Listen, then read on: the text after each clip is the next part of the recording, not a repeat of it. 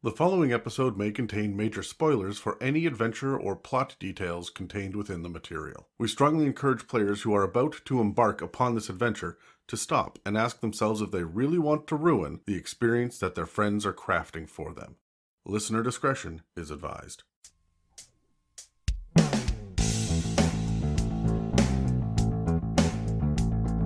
Welcome to another episode of Legend Lore, the podcast series where two dungeon masters flip through one tabletop RPG book at a time, giving their insights on the pros and cons of the publication in question. Hi and welcome back. I'm Adam and with me is Terry, and today we're going over our thoughts on the Wizards of the Coast product, Keys from the Golden Vault. Terry, do you know anything about this book at all? I don't know anything. I imagine that it's maybe heist-related, bank-related, something like that. That's what I'm expecting. But other than that, no. This is supposed to be a collection of about a dozen adventures that are heist-based. There's been a lot of critique in the past that Dungeons & Dragons is not meant for heisting, the same way that it's not meant for cosmic horror or chases. Like, 5th edition rules don't really line up with that. This book is kind of the answer to that, in theory. I also remember hearing rumors that this was directly related to a Magic the Gathering setting that we haven't seen yet in D&D, and yet everything I look up about it now, I don't find anything about that. So, okay. So I'm curious about this, but before, it's still in the Amazon box for those of you who can't see this. So like we have never cracked this open. I've been sitting on this book now for about 2 weeks. But we are going to kind of give our first impressions on this and figure out whether or not you should be spending your money on this and where to put this in your library. Is it an early purchase or a late one? So, or a not at all one. So, what do you hope to get out of a book about heists? Oh, I want some mechanics that we can transfer out of heists. You know, other kind of small room type stuff, or things that we can make more interesting, transferable things. Maybe a couple of subclasses or class features would be nice to buff up like rogues, or maybe even more like the flip side to something more like investigator related. Okay. Could be good. That's what I would hope for. My big hope for this is that it gets modular. Like, I can pull this heist out of whatever this book is. Like, it's not one big story of heist after heist after heist. So I can pull out one and plunk it into my own campaign. Yeah. Like the whole total adventure, whatever the 40 pages is, bang, here we go. I change a couple of proper nouns and I'm good. Yeah. The other thing about it is I would like to see stuff that isn't just trap, combat, chase, trap. Yes. Right. I would like there to be some legitimate exploratory options and some role-playing maybe. So I'm not entirely certain what I'm looking for in that, but I hope it's in there somehow. Yeah. What are your concerns? What do you not want to see in a book about heists? I think what you just said is a good point. I don't want it to be trap. Mm-hmm. I think, I don't... Like, I want to see traps. It just can't be just traps. Right. Yeah. Yeah. What do I not want to see? I don't know. I don't really have anything that I do. I don't know, because I don't know what's it. I'll know at the end what I'm disappointed in, if anything. But right now I'm kind of going in as like an open book. Like, okay, here's your chance. There's nothing I'm immediately saying no to, but what have you got? I'm kind of there with this at the moment. Sure. My big thing is I hope it's not just humanoids. Yeah. Right. I would like there to be a dragon run bank, or one like the guard dog is some sort of crazy ass monstrosity that's, you know, yes. I want it to be fantastical and fantasy and not just Las Vegas with elves, you know? Right. I agree with what you're saying there, because that, even just a couple of examples of the guard dog not being a guard dog but being a monstrosity, like you said, teaches people to be creative that way in other elements of the game. It's like permission to do that. Oh, it's okay if this thing is usually this, but we make it a bit weird. Yeah. So, all right, let's cut this thing open. Let's do it. Oh, this is a knife you're holding. It looked like a fidget spinner. Oh, yeah, no. I had to go get one of these because I damn near cut my thumb off over Christmas opening all the Amazon packages because nobody shops at malls anymore. No. Well, I'm already happy because there's a fucking closet on the cover of it. There we go. So that answers that. Let's roll initiative and see who's going to start us off. Oh, right. Okay. Sorry. Mine was in the way, so alright, here. Start again. 3. And a 4. 4. Okay. We're doing a hell of a job. Okay, so we played for years. I love that idea that, hey, I'm an experienced DM, I shouldn't roll anything under a 10. Exactly. Like, do you know who I am? Keys from the Golden Vault. I didn't get the alternative cover. The alternate cover's good. It's neat. It's cute. But there's nothing to it. It's just like a metallic looking set of gears. Because it's a... Okay. Like I get it. I'm not usually into those alternative covers anyway. Keys from the Golden... I have 2 alternative covers that I picked up because I couldn't get the original ones. These ones are just way cheaper. And I hate it. I want to trade off with somebody, so... it just fucks up my shelf. Alright. A secretive organization called the Golden Vault. Oh, okay. They do that to us all the time. Like Dragon Heist was dragons the coins, Yeah. Seeks operatives to perpetrate dangerous heists. So that's essentially a organization acting as a patron. These missions require careful planning and flawless execution. Keys from the Golden Vault is a collection of 13 short standalone D&D adventures designed for characters levels 1 to 11. These adventures can be placed in any setting, and you can run them as one-shot game sessions or link them together into a campaign. It also includes in-world maps to help players plan their heists. Perfect. I love all of that. Yeah, that's what we're looking for. All right, so crack it open. I love the feeling of opening up the spine. Smell it. You should smell it. Sure. I'm going to smell it when the book gets handed to me.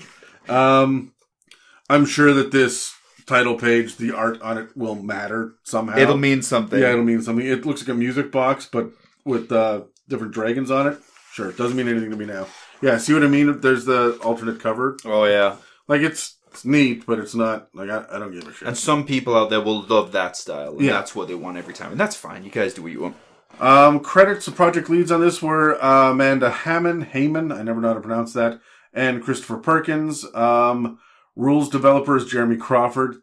I've got thoughts already. It's the same. The game architects are Crawford and Perkins like they always are. Kyle Brink is the executive producer. He, I think, is one of the major CEOs or whatnot of Wizards of the Coast now because he was the one that released his big public statement in the wake of all of this OGL nonsense. Right, so, okay. I'm not even going to comment on that shit. There's a disclaimer here. The Golden Vault cannot be held responsible for the infiltration of any property by burglars or any other acquisition experts, or for the purloinment, that's a good word, of any belongings, regardless of their worth or current ownership status. The Golden Vault disavows any individuals who claim association with the organization, which is legally non-existent. Any individual who swindle, manipulate, take advantage of, or otherwise harm innocents are subject to the Golden Vault's legally imaginary scrutiny. Sure, okay. Do you think they're prepping people for when, Crawford and Perkins eventually move on or have a brain aneurysm or something like that? Who's taking over after these guys? They have entire departments of writers, and they've got, the project concept was done by Dan Barrett. Right. There are other editors in here, and there's some names here that I do recognize that have been on other books and other projects in the past, but I think for the most part, they actually outsource a lot of their shit. Yeah, I'm sure they do. I know a guy that worked on something, but yeah. I know a guy that worked on something. I didn't want to remember it wrong. Yeah, fair. That's fair. I met a man once. He had a face. Don't worry about it. But he works for one of those companies where it's well, we work for this company and we get hired by this other company when they have a contract, and they had a contract with Wizards, and we were so it was kind of one of those things, and his engineers are working on something. The cousin of the cousin of the cousin, kind of. Yeah. For the contents, it looks like we get an introduction, how to use the book, essentially, as well as a section on heist complications, and a breakdown of who the Golden Vault is. And then it launches right into 1, 2, 3, 4, 5, 6, 7, 8, 9. They told us 13. 10, 11, 12, 13. And then there's 13 adventures. I don't see anything in here about player options. There's no bestiary. There's no magic items. That's what I said I wanted. I thought surely a couple of class features or something, some player options. Nope, nothing. Because it's been so loose around some of the mechanics for this stuff. And the other thing I want to point out too is that we were at the tail end of 5th edition. Yeah. If they're going to put any time designing and balancing subclasses, it'll probably be focused on 1D&D and not 5th ed. Right. I wonder if the Lunar Sorcerer was the last one we're going to get. You know, man, I'm going to have trouble adapting when we switch. I know that's not the focus. Tell me about it. I'm dreading it because I know that the moment it comes out, we're going to be like, we know what episodes we're going to be doing up till episode 300. And it's all 5th edition. Yeah. And they're going to release 1D&D at episode 270 or something, and everyone's going to be like, what do you think? And I'll be like, I don't yet. Give me 6 months to read the books and learn the thing because people tune into the podcast not to hear me learn it, right? Yeah. So, fuck. Anyway. There we go. I'm done my part. Here we go. Okay. So the introduction first. Beautiful artwork on the left-hand side. A bit more of a... I like to talk about the art because sometimes it's a little bit different. Like they changed the style. This is very kind of dreamy. I don't know how else to explain it other than that, kind of blurry. As though you're watching a dream, I guess. Kind of blurry. Hold on. So we have someone descending on a rope down the side of a building. On the cover, we have 2 people coming in through a skylight. Shall we count? Should we, we both have a beer. Shall we take a drink every time someone is descending on a rope? Right. In some way. This is clearly magical boots here as well, I would say. Okay, so for the introduction, a few lines here a few paragraphs on using the adventure, mission briefing. So the characters are recruited to undertake a specific job. In most cases, this involves procuring an object. So this seems to be like the structure of how it's going to be. They'll be assigned some kind of mission. And in most cases, procuring an object. We call it the MacGuffin. Yeah. Planning the heist. So it'll be up to the characters to investigate the heist location, it looks like, learn about any obstacles they need to do, and essentially strategize all of the heist. So it sounds like they're not just going to get thrown into it. There's going to be some planning involved, and then executing the heist, and then even concluding the heist. So their level of success determines their reward and how the story might progress beyond that. That excites me because there's levels of success to the heist. So it's not just a binary success or failure. That's really good. Like if you got to get, there's the one object, but you have to get it out in this condition or without getting seen or and there's different fallout from different things. That's right. That makes it more interesting. Also, I like the idea that the players get to plan it and it's not the DM with an NPC going, okay, so you're going to go in the back entrance and yeah. I like that there's some agency given to the players here. Yeah, that's good. Next part here on this page is a few paragraphs on running the adventure itself, so creating the heist crew. Yeah, so some lines and advice on how to put together the right kind of balanced party for the heist that you'll be undertaking. And then there is a list of the heists that are in here. It looks like there's 11 heists.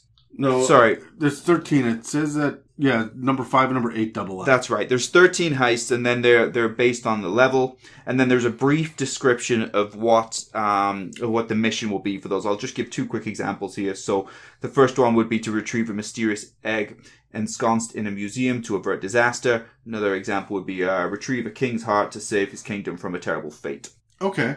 Oh my God, read the last one. I'm looking at this upside down. You should read the last one. The last one is, wrest the Book of Vile Darkness from an Ifriti and his lackeys. The Book of Vile Darkness is the book that you use, traditionally speaking. I believe that is the book that you use with Vecna's hand and eye to ascend to godhood. The Book of Vile Darkness has been around for a number of editions and is a famous artifact of pure evil. So that's the end of this. And at level 11, so I'm sure that you have to fight something that's CR 15 there. Right. This paragraph here on keys from the Golden Vault. So just a quick line here. If the characters become Golden Vault operatives, they receive an ornate key-operated music box. There you go, Adam. From their handler. Each adventure in this book includes a using the Golden Vault section in which the Golden Vault dispatches a golden key to the group. It's a paragraph here on operating in the shadows. A key NPC that I'll name as Mira Rahir. Complications that could arise from the heists. We have some key NPCs. Oh, there's a rival crew mentioned. Neat. Rival crew motivations. Nice. You know what? Use these tables. That would be my advice. Because the amount of thinking I could have saved if I just allowed myself to use random tables. And that's it for chapter 1. That's it for chapter 1. I'll hand it back to you then. Alrighty. I like the artwork in this. Is that a dinosaur? I am all over dinosaurs. It looks like a dinosaur. Oh, it's a museum of natural history. It says there's a little blurb here. Oh, that's perfect. So it's not actually a living dinosaur. You are in a museum doing the heist for the first one. All right, I'm going to do the first. It's a 13. How about I do 3 and we'll hand it back and forth. Sure. Times. Okay. The Merkmeyer Malevolence is the first one. Just really quickly, it looks like what we get here is an adventure background and then a section called Using the Golden Vault itself with a little text block here. It starts off, Greetings operatives, the Golden Vault has learned of the egg of an eldritch horror, and so on and so forth. So it's like, this is the Get Smart or the Mission Impossible mission that you, and then the thing blows up. This will explode, yeah. And then I wonder if that's what the music box is. It is. That's what the music box is for. It gives you the missions. Okay. Perfect. Then there's a cry for help. So there's clearly a, inciting incident, and then the clock is ticking. You get an NPC and a bunch of information about the egg itself. And then, okay, so that is not your standard battle map. You look at this here, Terry. Yeah, this is like it's hand-drawn by an NPC. Sketch, that's right. First floor and second floor of a small museum. You could blow this up to be as big or as small as you wanted, essentially. I like that it doesn't have a key for 1 square is 10 feet. I love it as well, because they'll use it differently. Yeah. They'll use it as intended now, instead of counting the squares. Yeah. And that means most likely they won't be able to reach us from here, and Yeah, and I as a DM can adapt this far more easily without worrying about how is this going to line up with that hallway down there and all that shit, right? So, there's an opening gala for this one, so it looks like there's a lot of prep involved. You have to meet up with this NPC, Dr. Donnell, and then and get information about this. You understand the clock is ticking. And then you end up going to a gala. There's a D12 table for museum guards. So there are 12 different guards you can stumble upon. And it gives you the alignment and the race of each one. So you have like a lawful good gnome, a neutral evil human, and these are all different guards there. So that's great, because that is something that people struggle with, myself included, is on the spot NPC. What, you run into a guard, who is he, what does he look like, what's their name, all that. Okay, yeah. Good, we've got that right there to make that adventure more interesting. Here's one, just like they've all got a very, very brief description. Here's an example. Clark Jonathan Vanth is a lawful good human, a young and naive individual. That's all I need to know. I can flesh that out from there. And he's a museum guard. That's great.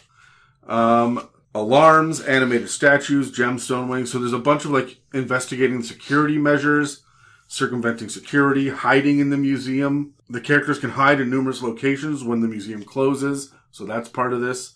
Attending the gala. And then an actual breakdown of what the Natural History Museum. Oh, okay. So we do get a battle map as well. Oh, okay. That's more accurate than the handout that we would give the players. Okay. So the DM will get this. Yeah. Most likely, yeah. It even says map 1.2 DM's map. Right. Perfect. So this is interesting because, yeah, I can play with this. This is good. Also, it's not a huge dungeon crawl, but it looks like there's a ton of shit to do everywhere. There's a lot going on. It's going to be zoomed right in. Yeah. You're going to be tiptoeing through this area. And then at the end, there's the conclusion. If the characters escape the museum with the Merkmeyer stone, they can deliver it safely to Dr. Donnell. If the characters don't bring it by midnight, it hatches, and there's an eldritch horror that pops out of it. I'm already taking notes. Right? For the Golden Vault is the next section. If the characters are working for the Golden Vault, because I guess you can choose not to. They must deliver the stone by midnight. Once they do, the organization rewards them. Then there's further adventures if the mission is successful. If it's unsuccessful, is there another stone? Do you investigate the hatchling? Do you reinstate Dr. Donnell? Is there a museum feeding frenzy? Oh shit. And then some information on the stone itself with a D12 table for what kind of weird shit is up with that one. And that's a fully fledged one. I like that first one already, though. Yeah, sorry, I'm going to flip back table of contents. I want to see how long these are in general. Because that was 15 pages. The next one is roughly 14 pages. The one after that is 13 pages. Like, this is not a long book. No. It's pretty short, but it looks like they're a consistent length. Great one-shots, probably. You want to know what this didn't have? Or at least I didn't catch it at the very beginning, was a adventure for a level 1 party. Yeah. It said that on the table, right? Yeah. But there's nothing in here. There's nothing in this at all saying that I can't just turn this into a level 8. You know, I just raise a couple of DCs. Yeah. You know what I didn't see here? A shit ton of traps and a shit ton of combat, trap, combat. That's right. This was an actual heist. Oh yeah, we're going to do like 3.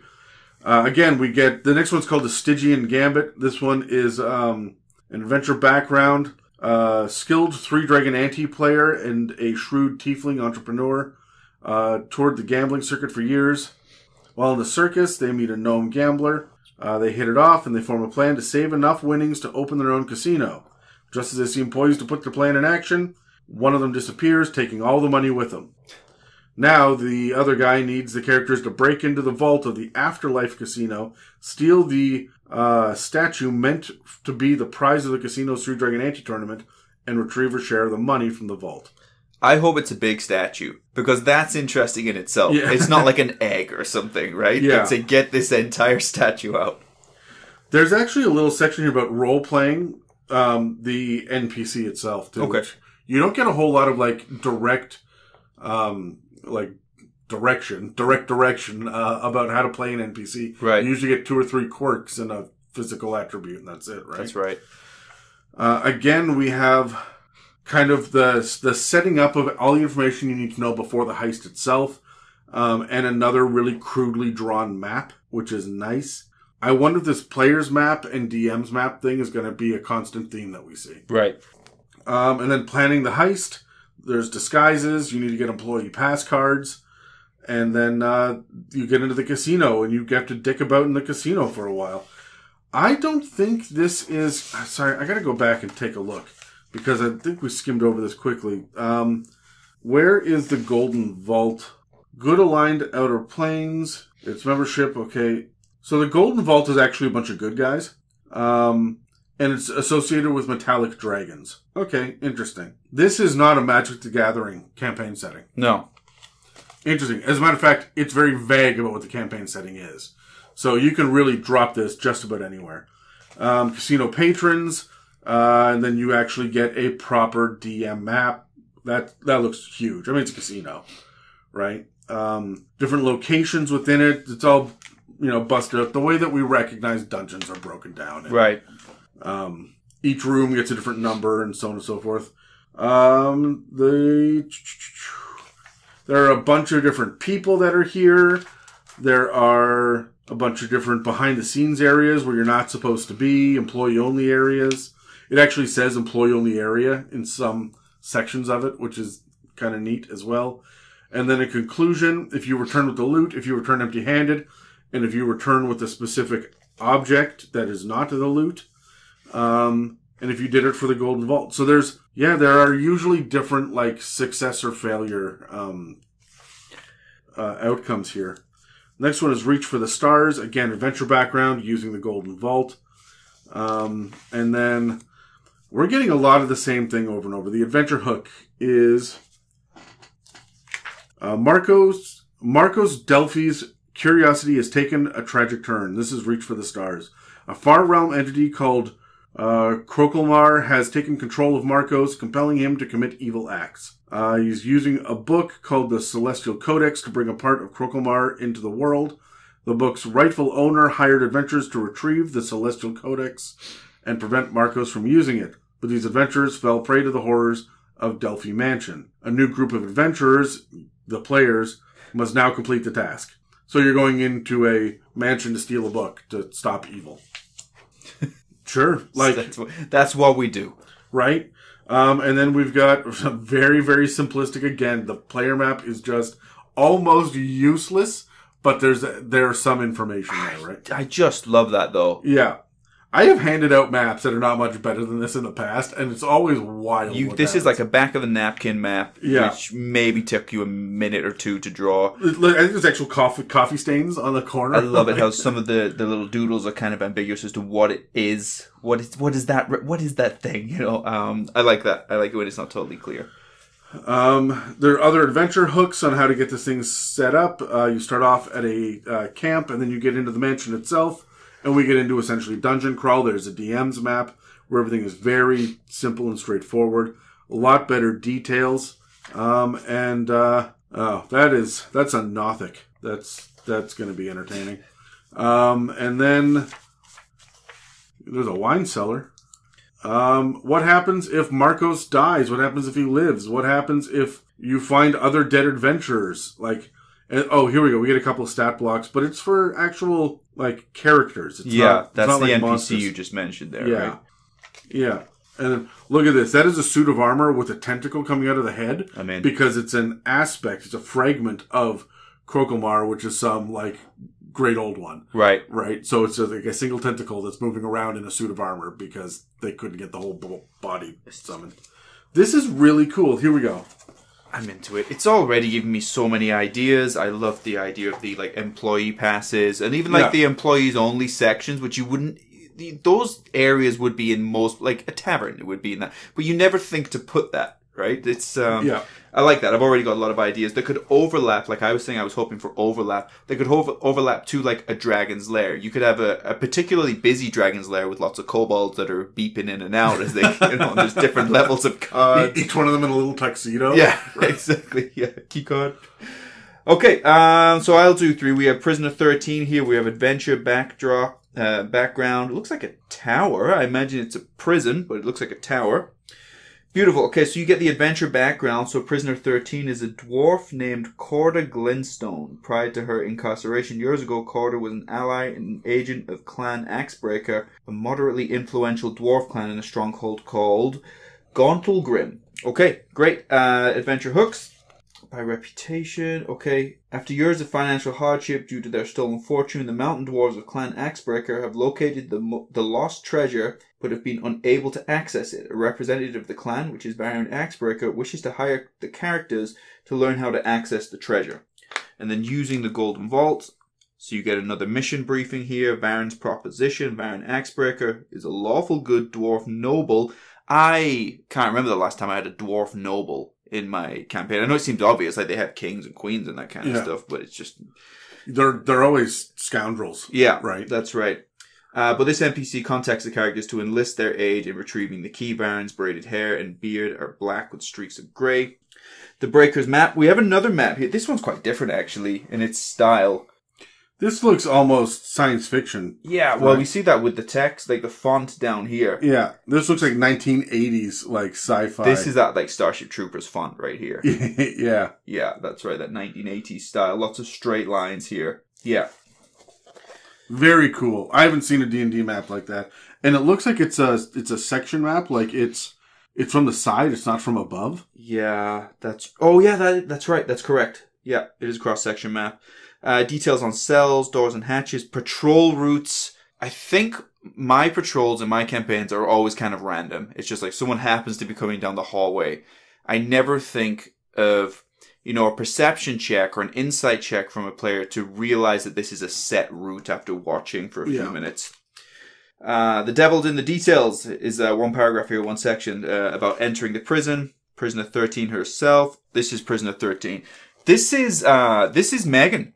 I feel like, as a dwarf. If Megan was a dwarf, The side shave with the reddy pinky hair over to one side. The Mike Tyson tattoo on the face. Yep. Yeah. Yeah. The skull of one Dan O'Coin in her hand. Yeah. So a little bit about Prisoner 13. The key, meeting Prisoner 13. The treasure itself. The trek to the prison. What is this? Revel's End. Revel's End is a panopticon? What's a panopticon? That would be prison configured in such a way that the activities of the prisoners can be closely monitored from a central location. I like that as well. I'm going to be going heavy on the stealth checks with this, but not like how it traditionally is. Okay, you passed your stealth, so now you're sneaky throughout this entire massive room for the next 10 minutes before I remember to ask you again. It's going to be like, I'm going to try and get 20 feet over in that direction. Prison features for the doors and the hatches, the heating, the lighting. Lighting is one of the things that everybody always forgets. The prison guards and their stat blocks, looks like they're veterans, and the prisoners. Approaching the prison, so we get a little text block here. Perched on a high cliff overlooking the sea of moving ice is a bleak stone fortress carved from a gigantic blade-shaped rock. Extreme cold, because it's up in the sea of moving ice, which is way up north, I believe, on the Sword Coast. If you keep heading north on the Sword Coast, you'll get to the sea of moving ice. Guards on watch, getting inside. Suspicion, so activities outside the daily routine of the prison draw attention from the guards. And again, that's something else which would overlap as well, right? There's a table for it too. Yeah, that's right. We have a table. So 3 levels of suspicion. What's this? Okay. So as the suspicion level increases, patrols become more frequent and the prison staff become increasingly vigilant. At suspicion level 6, the warden puts the prison on high alert. Oh, okay. So this will work in a similar way to exhaustion, probably. Like, you've got to take the level up and down. Oh, this feels to me like Grand Theft Auto with the stars. Yeah.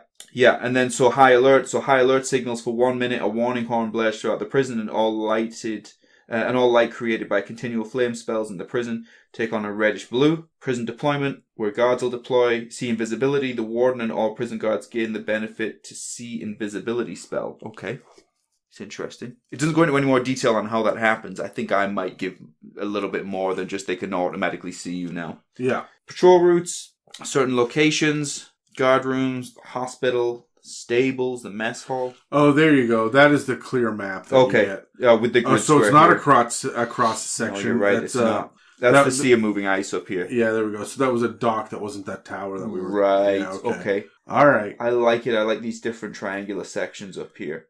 Yes. This is very interesting. It's very flavorful. It's very unique.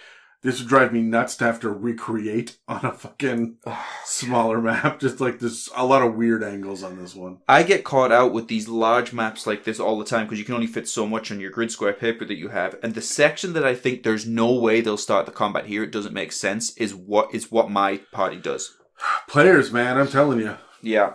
I had quick 30-second side note. I was doing something in Icespire Hold and Icespire Keep just recently on the rooftop of that. The 10% of that map, which I couldn't fit on, I thought they don't even need to go over there, was where the entire combat happened. It was the part of the map that I did not draw. Okay, guard towers. What's in the armory? There's a spectator in the armory. Spoiler alert. Courtyards, meeting room, storeroom. So the different sections. The privy, that's good to include that because nobody ever includes that. Adam, you do include that. I always have bathrooms. And there's usually something weird going on in one of the bathrooms. And people hide in them. And they'll get, when they've got to hide, they'll do what they need to do, which is also something you do in your adventures, is you talk about like what they smell like, what they look like now. That you bathed in shit. You've been hiding in shit for an hour and now you're walking around. Yeah. Also, what do you find in every single porta potty? Graffiti. When you were dealing with privies and bathrooms and outhouses and whatnot, I always put clues in the graffiti in the bath because that's what the guards are going to be like. You know, the night shift sucks. They're always falling asleep. Oh, okay. Now I know that, right? For a good time, send message to this to this elf. Okay, prisoners with a random table here. So a few different NPC prisoner examples, surveillance hub, and some stat blocks. And then information on the consoles and controlling the gates from the central location, the barracks themselves, the warden's quarters. Nothing's really been missed, and I like how they have different types of creatures in each area that perhaps you wouldn't necessarily expect, like a spectator. Mm-hmm. That's good. The office. There's a section down there. It looks like Prisoner 13's tattoos. Oh, yeah. So the full section is role-playing Prisoner 13. So couple of paragraphs on that. And then Prisoner 13's tattoos, which must be significant. So most of Prisoner 13's inkwork is covered by her uniform. Her tattoos include the following. She has dwarven poetry. Oh, so do and I. That's an excerpt from a poem in Dwarvish. What would a Dwarvish poem sound like? Like in the real world, what would that be akin to? Swedish? I guess, yes. What's like some Norse? What's the real world Dwarvish language? Probably something Norse, yeah, right? It's got to be Norse, right? Or Scottish. Yeah. I always liked using Russian for my dwarves because I think it's funny. Mm-hmm. And it also makes them just a little bit more hardcore. Right? When you have been mining up in the Siberian north, like there's a special kind of dwarf. There's a special kind of hardness that us soft folk we can't understand. She has flame tattoos. She has a shroud. She has her full stat block as well. Her tattoos are very cool, actually. A couple of job stopper tattoos on her fingers there. The one on her face is probably going to do that first. That's true. That's true. She's camera off. She's camera off on that job interview for sure. And then the even specific questions and the answers that she might have as well. Possible jailbreak, trade for the key. The conclusion to the mission, so the loot that the party would come away with and some magic items. Should I give one magic item away, Adam? Maybe they'll want to know. Yeah. Dust of Disappearance. Could be a good one. I'll give you another one. Cape of Water Breathing. Hey, that's not bad. We had instructions for the Golden Vault afterwards. How come all of your artwork looks like sinister and badass? It's perfect for me as well. Yeah, that's that last one we did. I really liked it. I like this one as well. So this next adventure here is Tockworth's Clockworks. So the adventure background: the Clockwork automatons that protect Little Lockford. What is that? Little Lockford. The creations of a gnome tinkerer named Tixie Tockworth, such a gnome name, who recently decided to become a mechanical being herself. Tixie Tockworth, who recently decided to become a mechanical being herself. Apparently, is that what we call it now? When we put mechanical parts inside? Never mind. When our phones start getting plugged into us and stuff. Yeah, but not where I was going. We keep moving on. Sure. Okay. Yeah. Anyways, and this one's going to be. There's a section going into the Underdark. Looks like this one is in the Underdark. Nice. So we get a full D12 table here of Underdark encounters. So we see Grells on there, Hook Horrors, Black Pudding. I love And this is at like level 5? That's a bit wild. Yes, yeah. Meeting the mayor. So the mayor is a key NPC of this one. And then planning the heist, of course, the features, Tockworth's automations that are in there. We get another hand-drawn map. Kind of. What the hell am I looking at? So for the folks at home, it's kind of like a square sort of shape, with each corner of the square has like a significant kind of island-like section to it, and then there's like lanes or tunnels or pathways to the next corner. I see the word turbine. Is that what that, like, are those turbines that are moving like chain work or something? That must be that. Yeah, around the inside of the square there. That's crazy. I love it. I love how imaginative this shit is, and each one is so different from the others. Right. Yeah. Makes me realize how unimaginative I am when it's like, once again, players, you're in a giant cavern and it's black. It's like you always say, it's 2 a.m. on a Thursday, or it's 2 p.m. on a Thursday. It's bright and sunny out. There's no breeze. It's 19 degrees and cloudy. Yeah. That's right. The dungeon has a finely swept stone floor. A moment ago it was dark, but now I've forgotten that. Everybody can see. Yeah.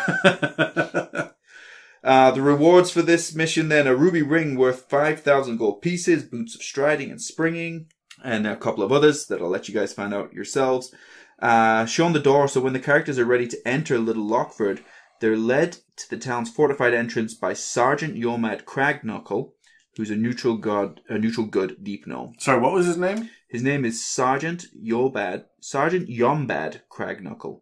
Cragnukle.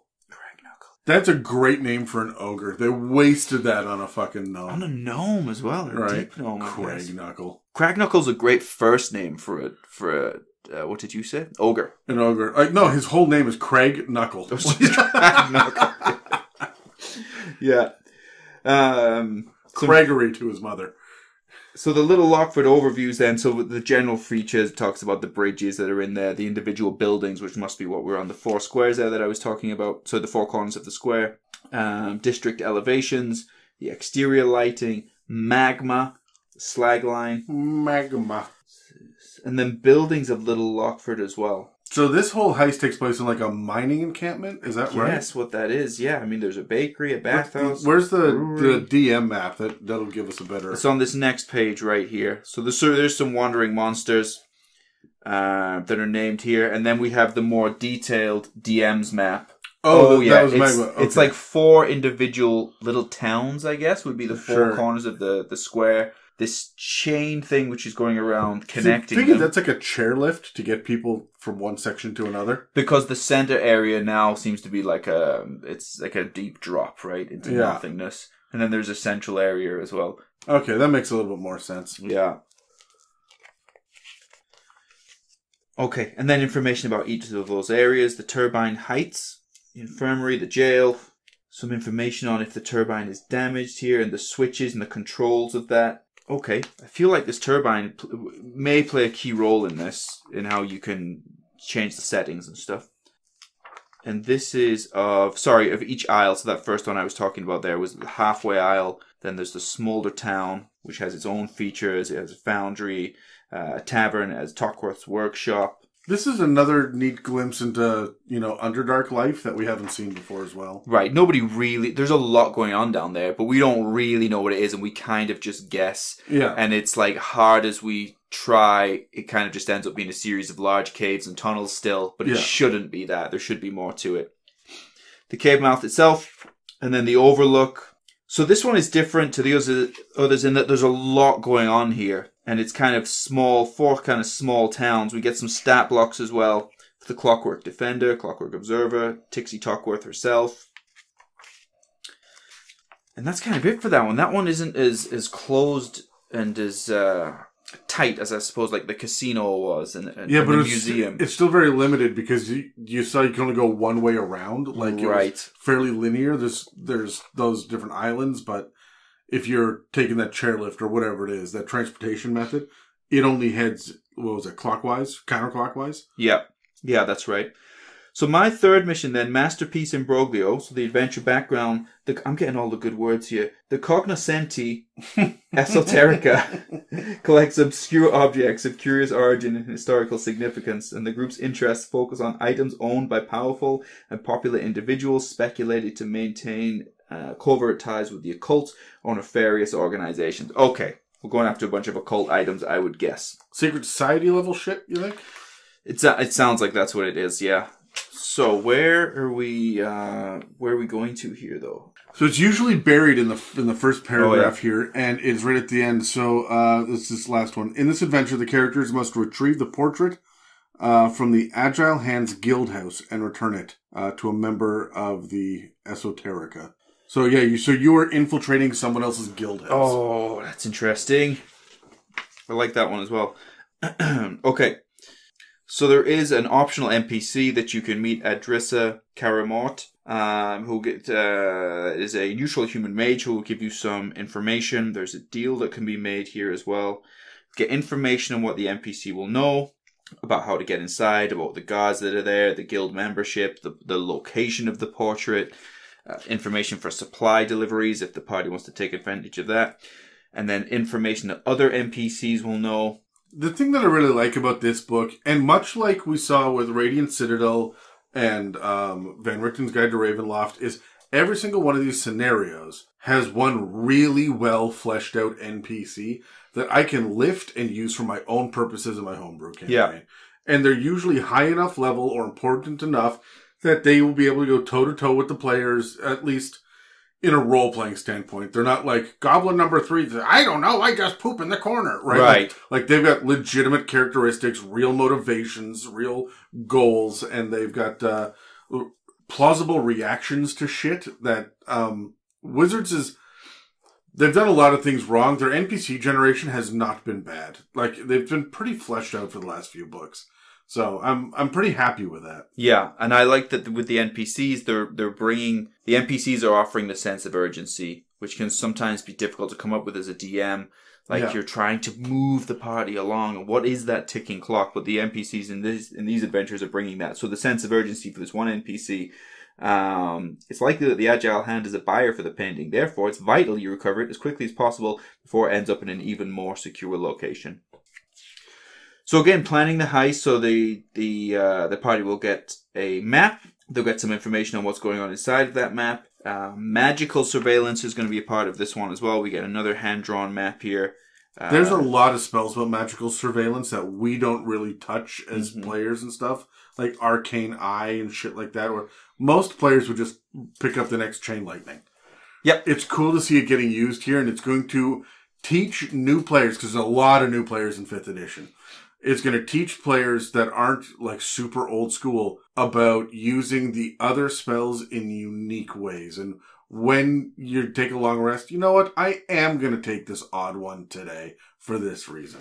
Yeah, I agree. And it also teaches the DMs how to make that necessary as well. Because if you are just going for like chain lightning or whatever it'll be, and you're just kind of becoming a blaster, if that is working, because the DM is not, maybe it's not their fault, maybe they don't have access to a book like this where they're not putting the type of situation in front of you where you would need that, why would you ever change? It's fun, you blow things up, and that's all we need to do. You know, we talk to these people, we kill them. Well, and I mean, most of 5th Ed is, I mean, it's designed to be a combat simulator, right? So that's what we think of. But for all of the times that my party's split, like across the landscape, the druid and ranger have gone off into the wilderness, right? And they need to be able to communicate back. Well, how far is message? Do we have any special communication? What's the telepathy range on the... Man, take Skywrite. Literally write it in clouds. Oh, yeah. Right? Like, there are spells exactly for this shit. Forgotten spells. Yeah, that we just don't pay attention to. Are we able to do an episode on forgotten spells? I don't know. Fuck, we are now. Can we fit it in? Let's just do it. Right, Terry, you go ahead and read every spell in existence. I will. Yeah, and we'll reconvene next week. Yeah. Okay, so information on what's inside the guild house. It's a guild house, so there's secret doors. This one has like stables, a hayloft, a livery, an office. I like that this one actually has interesting corridors that kind of double back on themselves and kind of it's maze-like. Oh, neat. Even though you're going to it. That's great for combat. Mm-hmm. I like that. You know, not that I'm saying just blast your way through it, but it's great for interesting combat. I got a question. You're vaguely British. Less vague now. Sorry, more vague now. Yeah. What's a livery? What the hell is a livery? Is it like a lounge? A livery? Well, I always knew a livery as like a uniform of some kind. I'm looking it up. I'm so curious now. I've seen that word before, and it's always been like at the manor, there's a livery. I only know in like the uniforms that like your livery would be like your uniform that you would wear, like a kind of a servant's livery or like a livery on like a race car or something. It's a special uniform worn by a servant or official. However, also a livery stable is a stable where horses are kept at livery or let out for hire. Hold on, now I'm clicking on things. It is next to the stables. It's a special design and color scheme used on vehicles, aircraft, or products of a particular company. I think you had it right with the stables one. Yeah, a provision of food or clothing for servants, short for a livery stable. At livery is of a horse kept for the owner and fed and cared for. So it's just not quite what's the word I'm looking for? This is not where they, like the stables, the proper stables behind the scenes where they're getting like brushed and fed. This is where they're on display with their colors, right? So that people can come, see the marvel horse. at them. Yeah. Okay. Great. We get some information here, similar to the prison, about if the guild house goes on high alert, the key NPCs that will be in there, the guild member names. One guy's named Deadly Nell, sorry. I like Neil better. Why is Neil deadly? We've never asked. Yeah, everybody just keeps calling him that with like every member that joins and nobody knows anymore. Zeke the Sneak. When he first showed up, his name was Diddly Neil, but they misheard him. And that's just telephone. And he's been there the longest. Yeah. So. Okay, great. Okay, then we get the more detailed DM's map here with the grid square. Information, of course, what's in each section.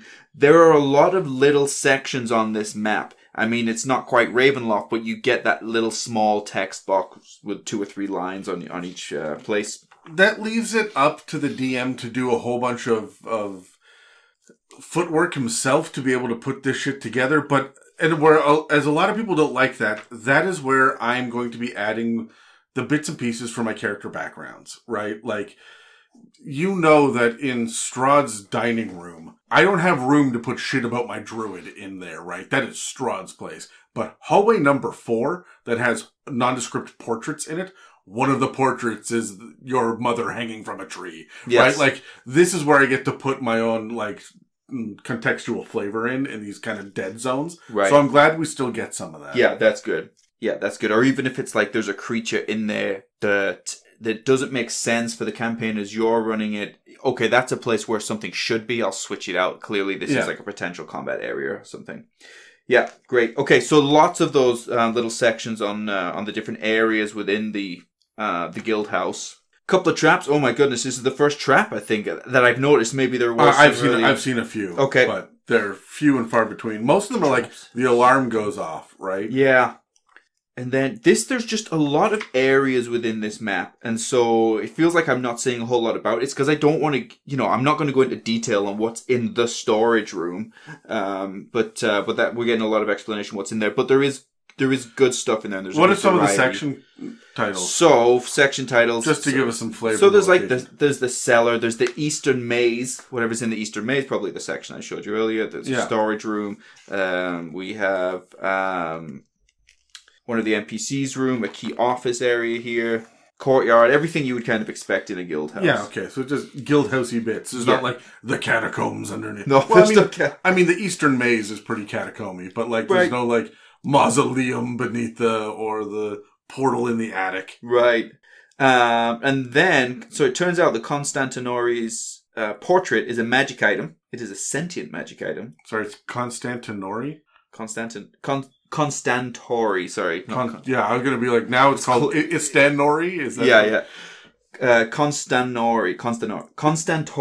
Jesus. Oh my god, this is like, sorry. Look, all language is made up, right? So there's an Italian influence here. We just throw it in. So, no. I do miss having Dan on the podcast just for ripping on someone who can't pronounce words. Constantori. But when it's made up word, it's hard. It's like you don't immediately see what it is. Constantori. Everybody laughs, but if you were here, you'd understand. I believe that's a chicken dish in Italy, right? It has a personality. It's a magic item with sentience. They give it a personality, as a wealth of information that it lists. It is a guardian portrait as well. They're good items. They're good guardian portraits. The portrait is a guardian, or it's just a portrait of the guardian? Well, the guardian portrait is a creature, though. Yeah, I assume you got to fight it, right? Yeah. Painting has 3 charges. Yeah, there we go. Okay. That's all I need to know. There we go. Much. All right, this one's yours. So, we are already pushing pretty late in this, and we've gone through half the book. Like I said, it's not a long book, but it does seem relatively dense with information, right? In ways that some of the other books didn't, where it was just like, in the ice cavern, there are ice bats, right? There's more going on in this, right? Yes. I'm going to flip back, and if you don't mind, Terry, and even if you do mind, because we've got a time limit on this, sure. I want to go through, really quickly, we had the breakdown of what the heist adventures were. Yeah. So I'm just going to blitz through these 1-sentence summaries of them. Yeah. Just so that people get a flavor of what this is, and then we'll flip through until we see something that really jumps out. That makes sense. So after the masterpiece Imbroglio, we have Axe from the Grave at level 6, recover a stolen mandolin to lay a dead bard's spirit to rest. Okay. I like that that's Axe from the Grave. I assume that's like a guitar axe. We've got Vitorant's Vault at level 7, retrieve a stolen diadem from the vault of a notorious thief. Shard of the Accursed is level 8. Use a magical shard to mend a giant's broken heart and save a town from destruction. That's cute and weird and different and my mind went, I don't care about that dragon. Like, immediately. So we'll work on that, Terry. Work on your compassion. Number 8 is Heart of Ashes. This one might be you then. Okay. Okay, Heart of Ashes. Retrieve a king's heart to save his kingdom from a terrible fate. That sounds very similar to the previous one. But, Affair on the Concordant Express. Do you have any idea how many express things? We're running horror on the Orient Express, and everything I've seen in the last year has been trains. And I'm not a train guy. No. Right? But it just seems, it's that thing like when you become aware of it, it's all you can see for the next little bit. Right.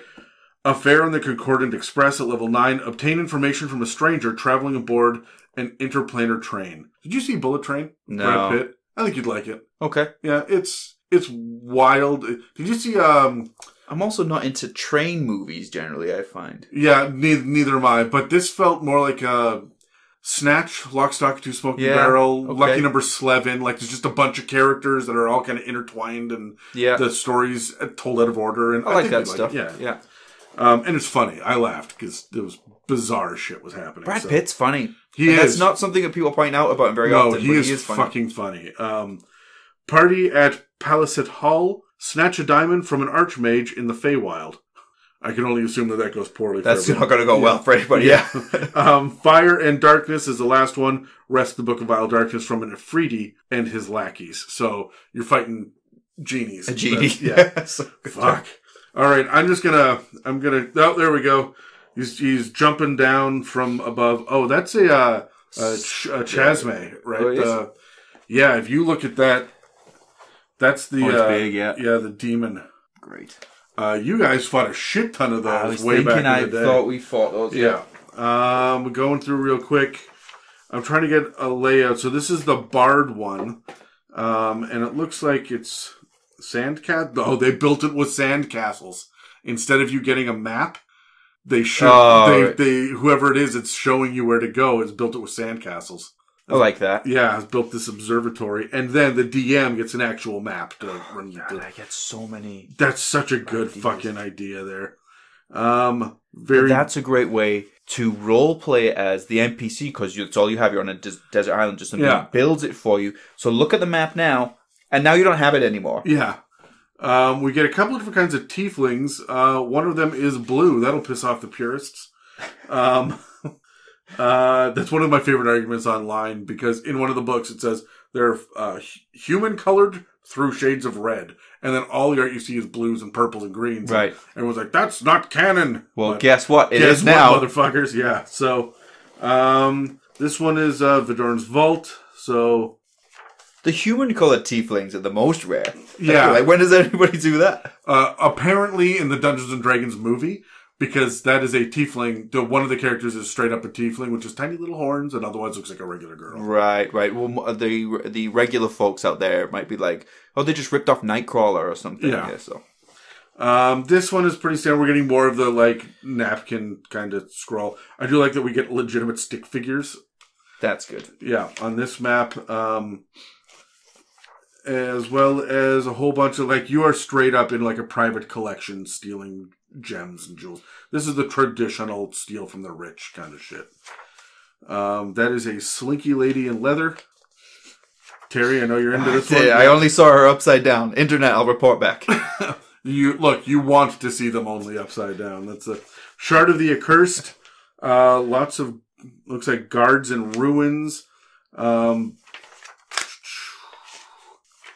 Infiltration plans. Ooh, scraps of papers.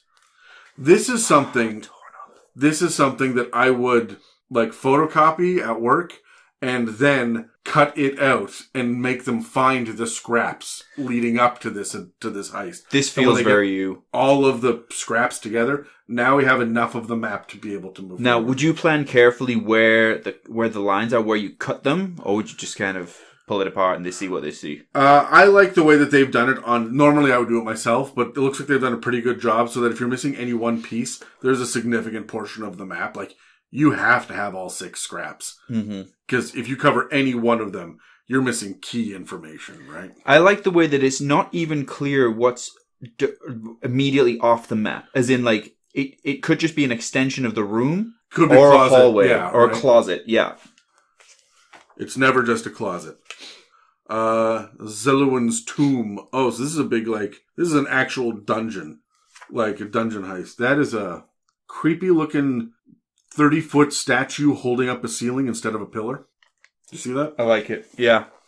Sorry, my silence there was trying to think of how I can incorporate this into my game. That's just what I've done all the way through this book. I love it. the idea. Okay, you're doing Rise of Tiamat. Next time that they walk into a giant, like, there's pillars holding it up. You have a statue of a dragon in the middle, and the wings are arched out and holding the ceiling up. Yes, I love it. And they're going to be so scared of that statue. Like, it's just a statue, but they're going to think that shit's going to come alive. We get a ghost to talk to, Heart of Ashes. That looks like it is a palace, a castle that is like coming apart into a black hole in the sky. Like, yeah, Jesus. Something. Oh, right. This was, I think, the one about the king's broken heart and how it's like destroying the kingdom around him. So, well, you know, can you imagine if King Theoden had, like, who was going through all of that, like, degradation of his soul and whatnot, but if the magic was more powerful in Lord of the Rings and more like visible, that it was also affecting the landscape around him and breaking it apart. Regional effects, yeah. So you have to like undo worm tongue shit to be able to. Well, he was just an unhappy looking bastard, isn't he? What's that? Or? That is the king. Oh yeah, he's not happy. No, he's a dark individual.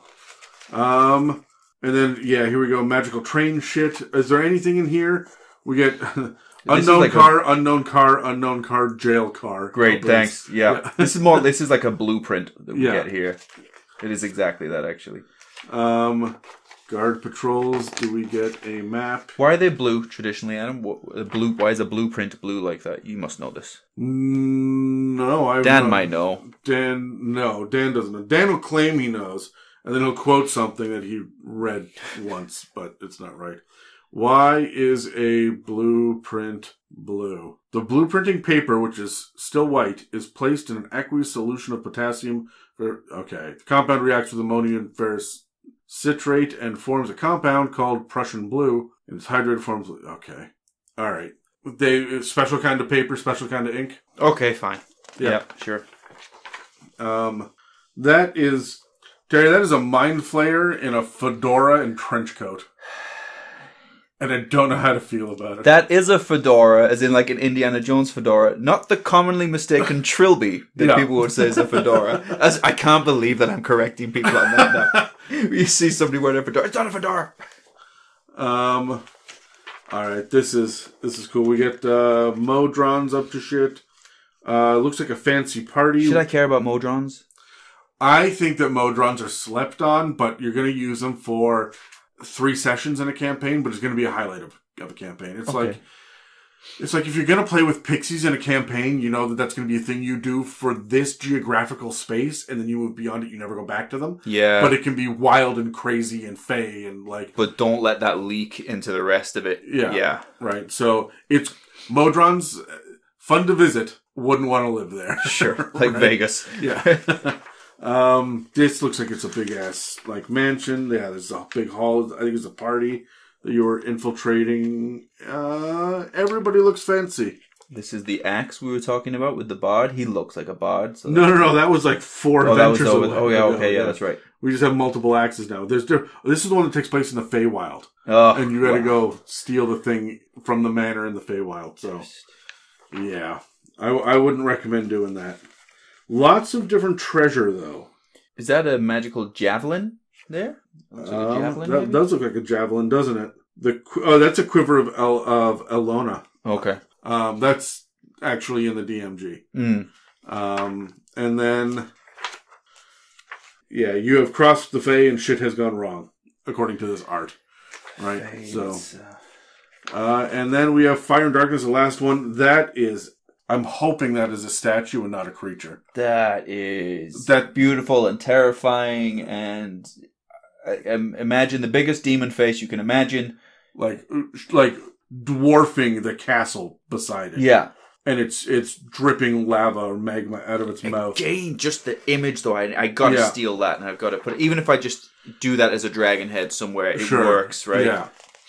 And then. That's a creepy little doll with a human skull for a head. That's... All right.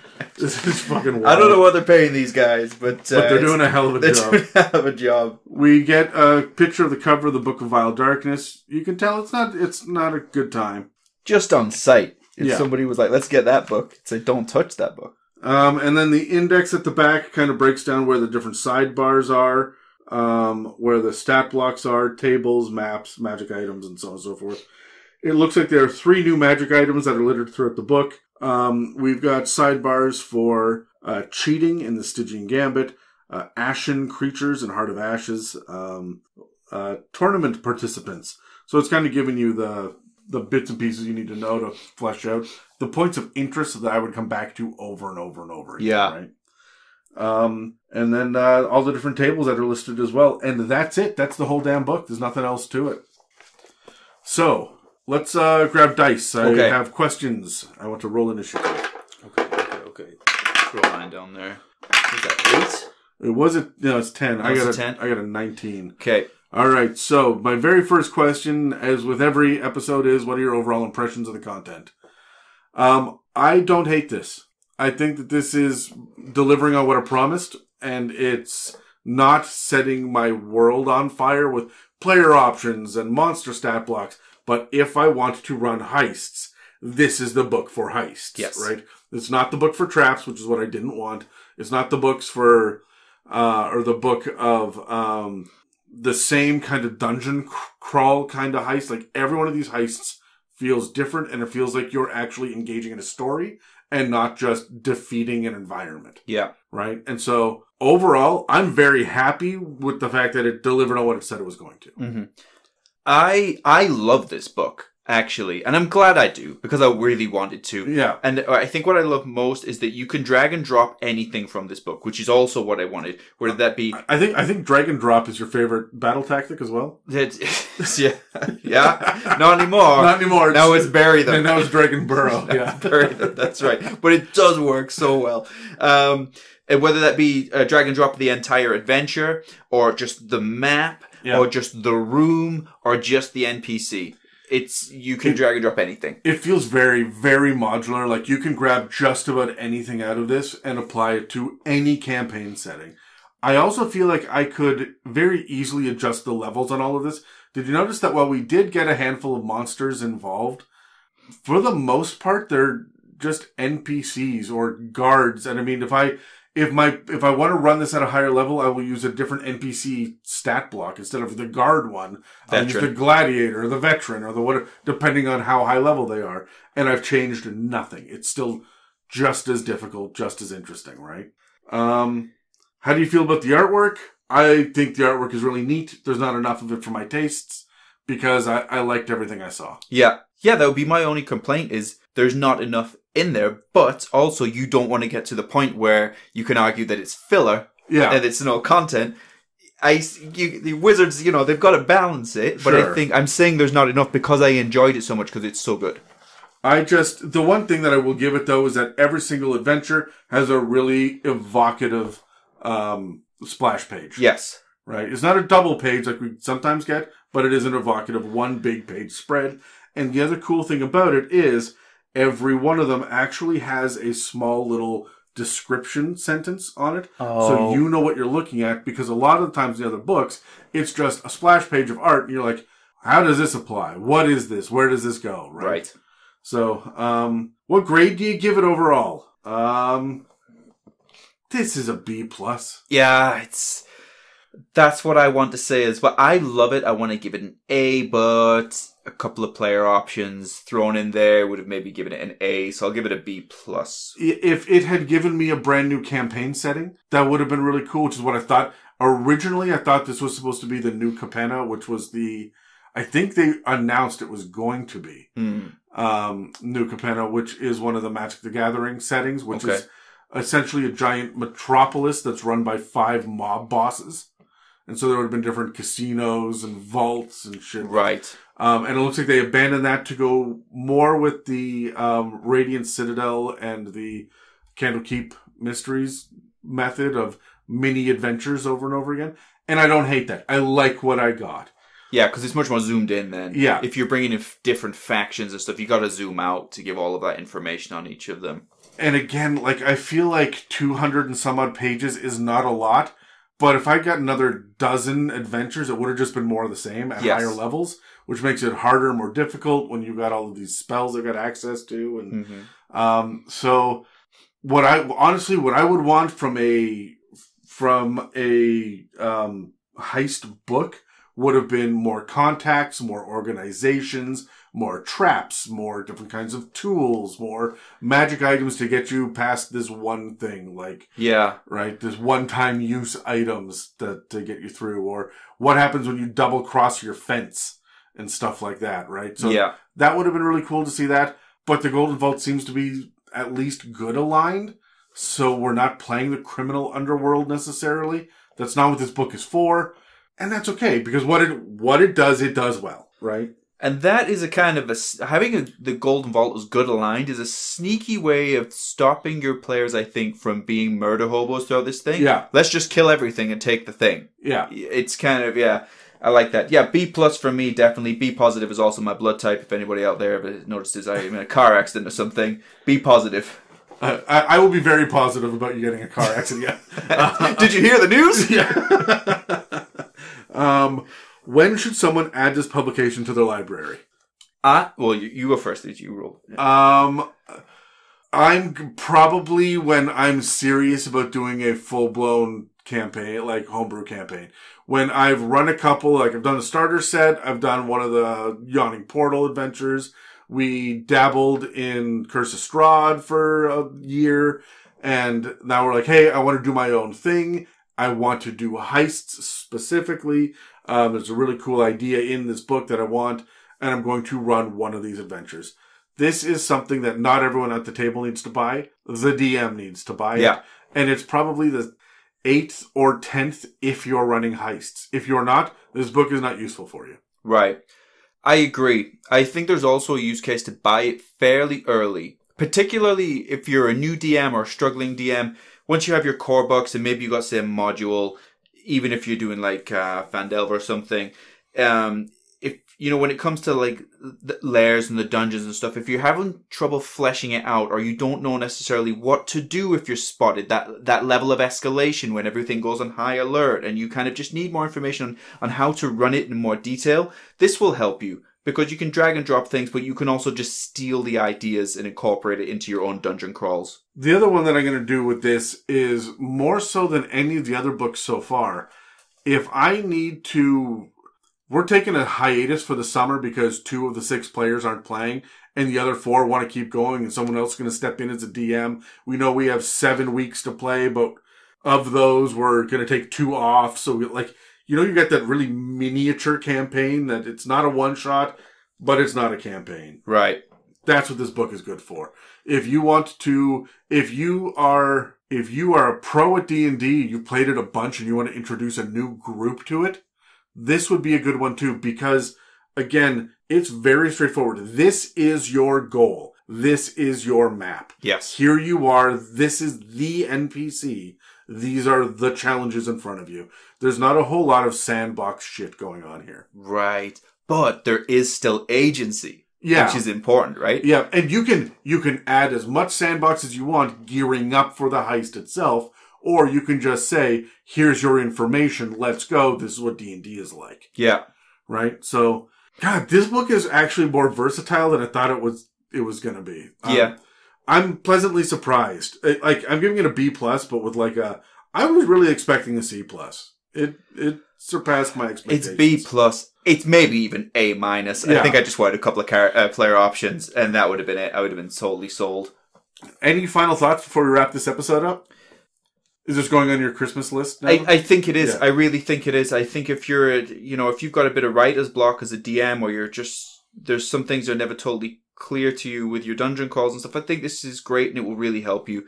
Good random tables in there. Steal the NPCs if you need them. Great side quests to pick up a MacGuffin. If you just need to get the MacGuffin and you don't know what to do, pick up this book and grab one of these things, right? And I'm going to do that. Like my party, we're running Tyranny of Dragons. They've got 1 dragon mask left to find. Guess what? It's in one of these somewhere. There we go. That from one of the earlier ones, you just swap the magic item out. So, yeah. All right. Well, that's it for this episode on Keys from the Golden Vault. If you have any questions, you can also email us at info@itsamimic.com or head over to www.itsamimic.com and support us by hitting that donate button or buying some merch. Thank you for listening to Legend Lore from the It's a Mimic podcast. New releases will be aired on Apple Podcasts, Spotify, and YouTube, as well as dozens of other podcast apps, and previously published materials will be discussed on our Patreon. If you are interested in more tabletop role-playing game conversations, please browse the episode guide at www.itsamimic.com. Beauty. Great book. Beaut.